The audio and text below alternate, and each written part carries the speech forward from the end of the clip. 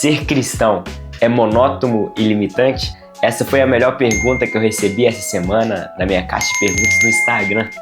O Pedrinho, que fez essa pergunta, vai ganhar um livro. E eu achei muito interessante. Agora, a melhor pergunta, ou as perguntas que eu não consegui responder no Instagram, fazer um vídeo onde eu vou poder detalhar e expor um pouco mais as perguntas. Ser cristão é monótono e limitante? Às vezes as pessoas, principalmente aqueles que não são cristãos, têm uma mentalidade que ser cristão é ser monótono e limitante. Enquanto, na verdade, quando nós recebemos a Cristo e nos tornamos cristãos, nós passamos a ter uma vida em liberdade. Liberdade a qual nós não tínhamos antes. Antes, nós estávamos presos. Todos aqueles que não encontraram a Cristo está preso no mundo, preso no pecado, preso nos vícios, preso naquilo que muitas pessoas dizem. Quando eu quiser parar, eu paro. Mas na verdade nunca conseguem, porque estão presos. Então estar em Cristo é estar livre do poder do inimigo, é estar livre para viver uma vida em abundante. A vida do cristão não é sobre proibições, mas é sobre uma liberdade que nós só encontramos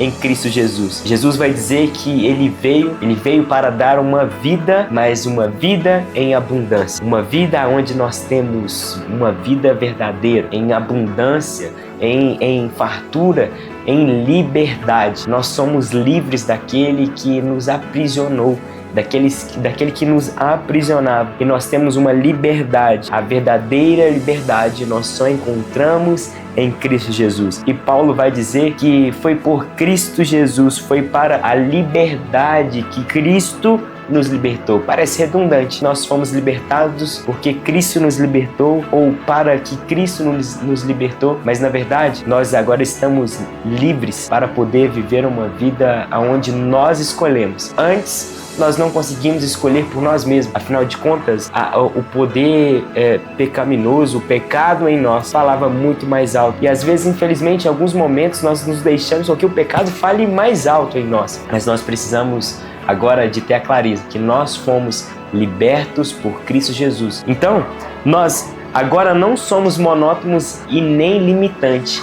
Agora nós somos vibrantes e ilimitados, porque agora nós não estamos mais presos, mas estamos libertos. Nós estamos libertos a tal ponto de agora nós jamais querermos ir embora de Cristo. Nós temos a liberdade agora de viver uma vida longe do pecado, longe daquilo que nos prendia. Mas nós estamos tão libertos e nos sentimos tão amados por essa liberdade, a ponto também de estarmos presos nessa liberdade que Cristo nos deu. Então, respondendo essa primeira pergunta que nós tivemos, ser cristão não é monótono e limitante. Ser cristão é ser livre. E aí eu separei eu pesquisei o contrário de monótono, e aí o Google me deu algumas palavras como empolgante, diversificado, dinâmico, vibrante, intenso, intensidade. Meus irmãos, ser cristão é viver em intensidade. Intensidade não daquilo que nos prende mais, mas daquilo que Cristo nos coloca nos nossos corações para podermos viver de forma extraordinária.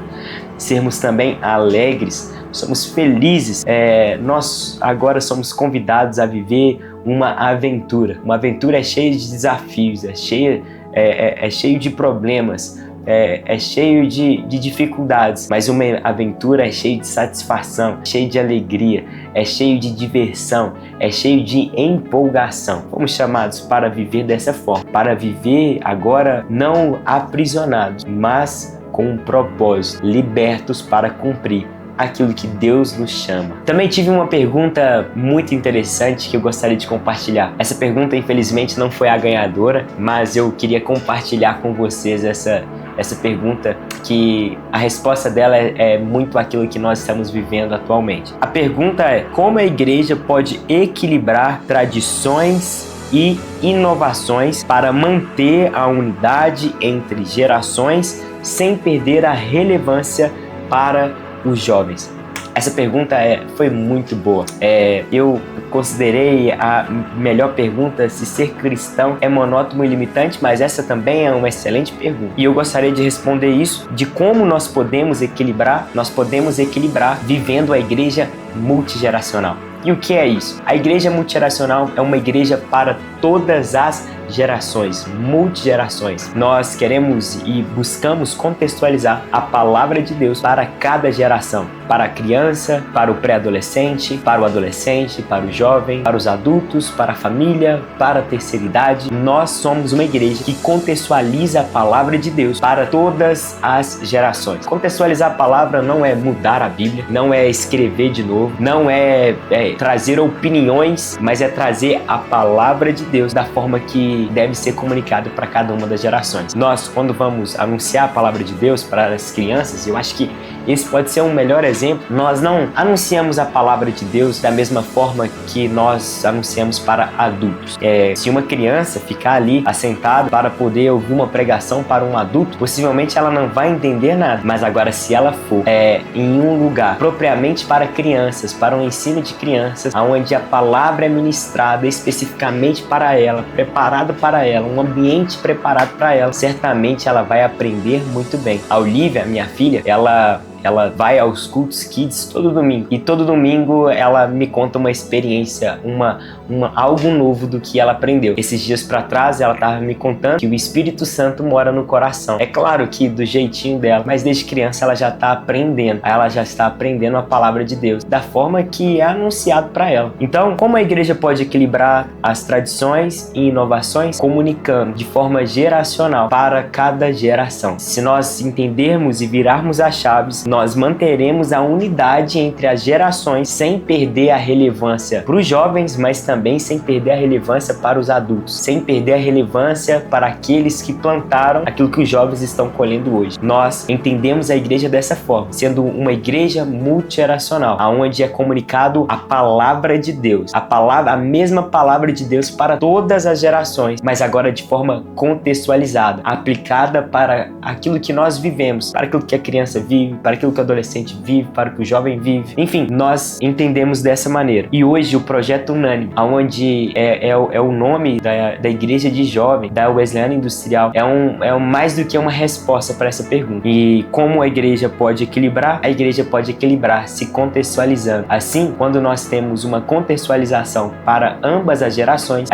vão crescer, as gerações vão avançar e nós teremos sempre uma relevância e nós sempre teremos uma unidade, porque não é sobre as gerações, mas é sobre a palavra de Deus que é ministrada aos nossos corações. Eu também tive outras perguntas. A primeira é: se Deus é infinito e transcendente, como é possível o ser humano conhecer e se relacionar com Ele? Nós não nos escolhemos relacionar com Ele. Na verdade, foi Ele que escolheu se relacionar conosco. Nós não escolhemos ser criados por Deus, mas Ele que escolheu nos criar para nos relacionar com Ele. A partir disso, nós só conseguimos nos relacionar com Ele porque Ele quer que nós venhamos nos relacionar com Ele. E hoje é possível nós nos relacionarmos com Deus através de Cristo Jesus, que está disponível para todos aqueles que creem. E a partir de Cristo, a ponte agora é ligada até Deus e nós podemos ter um contato direto com o próprio Deus, Criador de todas as coisas. A próxima pergunta é: como pastor, o que eu sonho para uma ovelha? Eu sonho para uma ovelha que ela vá muito além do que eu, que ela viva um legado e que transmita para outras pessoas o legado, que ela se multiplique em gratidão, em generosidade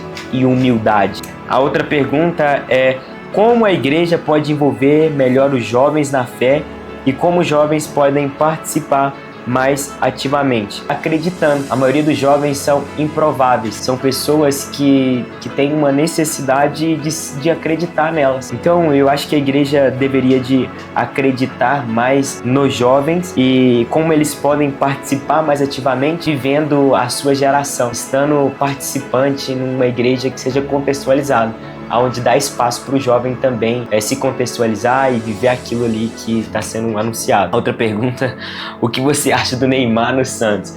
Bom, eu acho que é uma grande contratação e tem muito a somar para o Campeonato Brasileiro.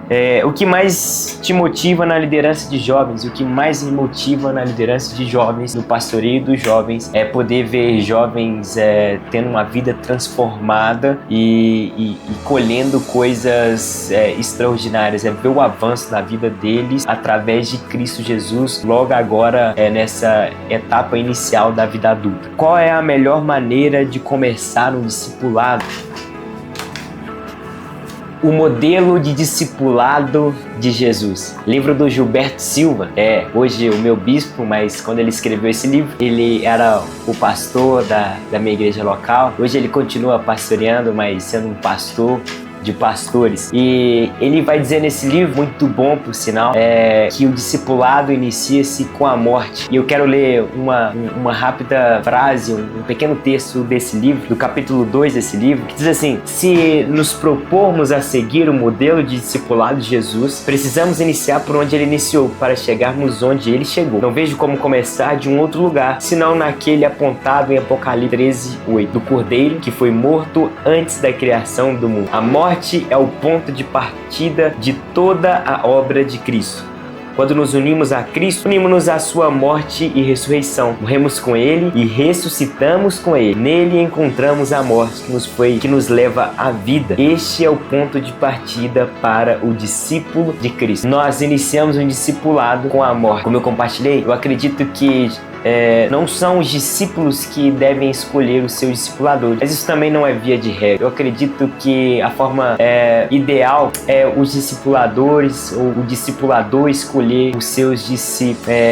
Esse é um exemplo bíblico do próprio Cristo, que escolheu os seus próprios discípulos, que escolheu os 12 discípulos. E a partir disso inicia-se com a morte. A morte de quem? A morte não só dos discípulos, mas a morte do discipulador, a morte do ego, a morte do eu, a morte de nós mesmos, para que Cristo transpareça, para que Cristo apareça em nós e nós possamos imprimir a imagem de Cristo na vida de outras pessoas. E só é possível nós imprimirmos a imagem de Cristo na vida de outras pessoas se nós morremos primeiro, para que Cristo viva em nós. Esse foi o vídeo dessa semana. Eu espero que você tenha gostado e na semana que vem tem mais, se Deus quiser. Um grande abraço e que Deus abençoe a todos vocês.